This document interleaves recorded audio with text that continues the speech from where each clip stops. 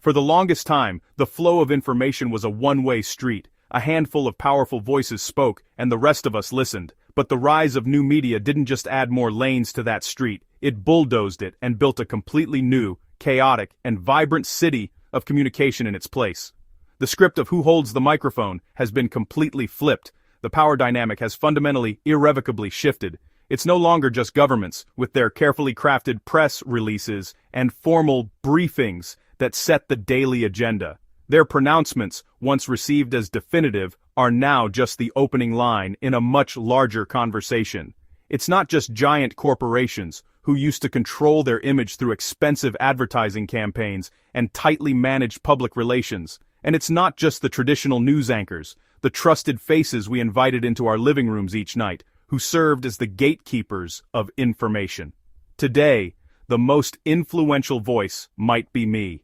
It might be you. It's all of us. We are the citizens, the consumers, the public, and we've stepped onto the stage, not just as an audience, but as active participants. We've become the storytellers, sharing our personal experiences. We've become the watchdogs, holding power to account in real time. And we've become the change-makers, organizing for causes we believe in. Let's frame the problem this new reality solves. For decades, the media landscape was defined by its gatekeepers. Big, important issues were filtered through the editorial choices of a few newsrooms. If they didn't deem a story newsworthy, it effectively didn't exist for the wider public. This meant countless local problems: a polluted stream, a corrupt local official, a failing public service, often got buried, never reaching the audience needed to force a change. Policy discussions were wrapped in complicated jargon, making them inaccessible to the very people they would affect. The result? A pervasive feeling of powerlessness.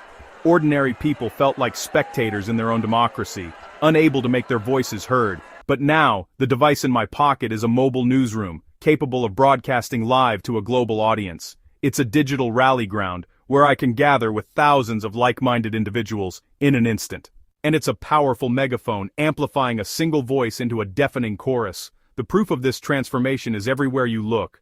First, the proof of citizen journalism. Today, citizen journalists are on every corner. I can witness an incident, record it on my phone, and post it online within seconds.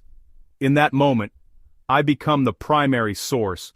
Before a news crew can even arrive, the story is already breaking, shaped by my perspective.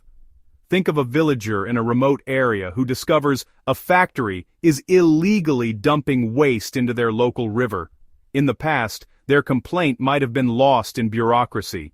Today, they can share a video of that pollution on Twitter or Facebook. Suddenly, that local issue is seen by thousands, then tens of thousands. The video is shared, commented on, and amplified. That digital groundswell becomes impossible for mainstream media to ignore, and soon, national news outlets are covering the story, citing the original video. This intense public pressure forces institutions, both the polluting company and the regulatory bodies, to respond. They are no longer shielded by obscurity. The simple fact that anyone can see, record, and upload at any time creates a new layer of accountability. Next, the proof of activist organization. Activist citizens can now organize with breathtaking speed.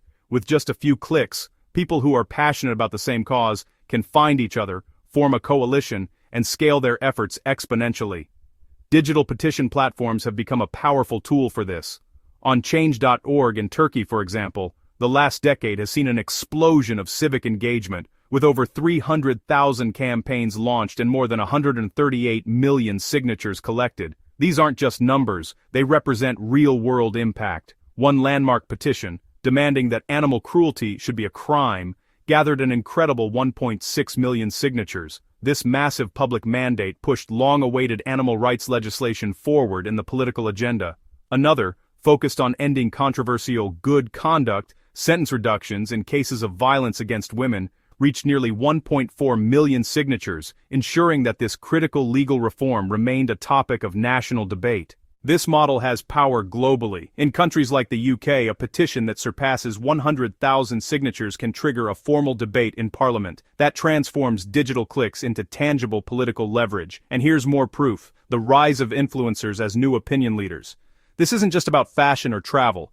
A new breed of creator focuses on demystifying complex topics. They break down dense economic policies, scientific research, or legal jargon into digestible, engaging content that I can actually understand. Their power lies in trust and relatability.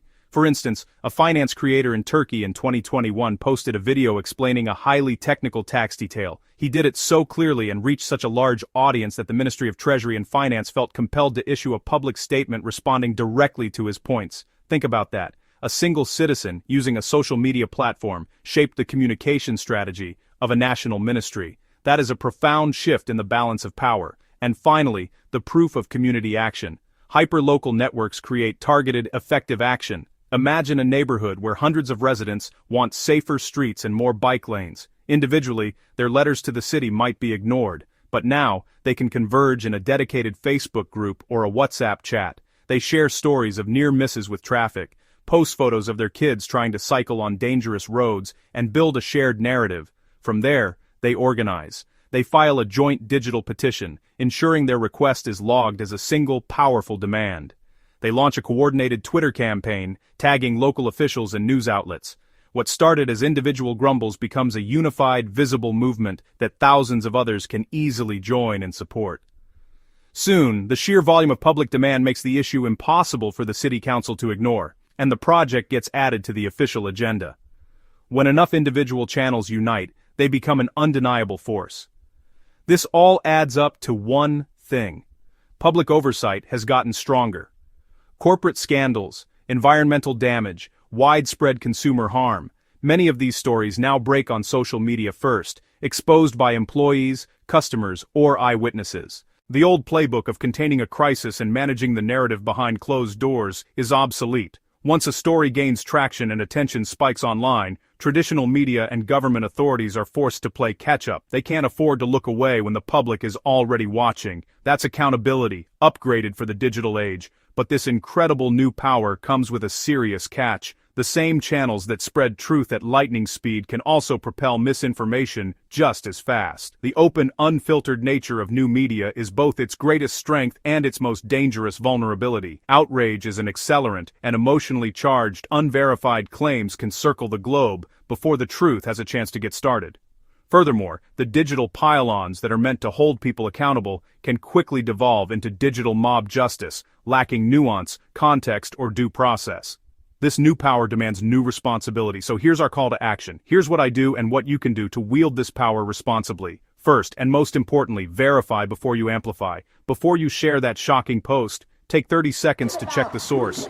Is it credible? Have reputable news outlets confirmed it? Second, if you are the one creating content, film and post with ethics in mind, respect people's privacy and safety. Think about the potential consequences of your post before you hit send. Third, engage constructively. Join credible campaigns that are transparent about their goals. Use your voice to demand accountability, not just to vent anger. Use your platform, whether you have 10 followers or 10 million, to explain and add context, not just to inflame. And finally, become a node of knowledge in your own network. Teach digital literacy to one more person this week. A parent, a friend, a younger sibling. Show them how to spot misinformation, because in this new era the public isn't just watching the story unfold from the sidelines. I am part of the story. You are too. We are all co-authors of our collective reality now. So let's commit to making that story accurate, making it ethical, and making it a force for progress that is simply impossible to ignore.